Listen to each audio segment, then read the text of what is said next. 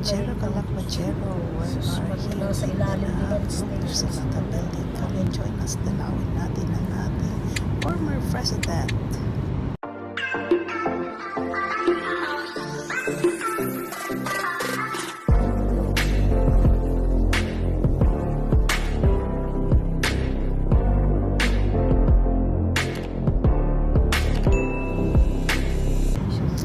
Yes, tama narinig mo. We're going to Den Haag and we are here now in Den Haag with all the cycling. Sa ilalim din ng stations. Yes, this is how Den Haag look like where our former President Duterte nakalagak siya dito.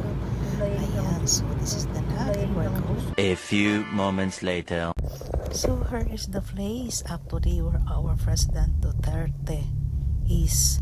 Dito siya outside Den Haag lang, about 10 minutes from the high building. So this is here, this is the surrounding.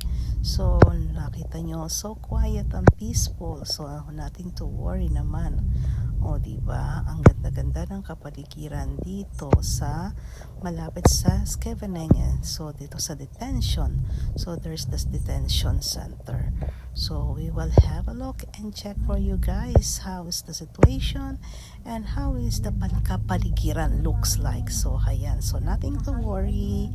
He is very safe here and it's very clean here. Look, ayan na yung detention center. So we will go down and we will check. Walang katao-tao dito kaya picture kami. Wala yung mga kababayan natin na normally they're always here dahil siguro maaga kami. So picture na lang si Ate Ems. So ayan te, picture. Wala tayong makitang mga kababayan dito. Normally, madami lagi dito. So heto yung kapaligiran. The detention center. This is the front of the detention center.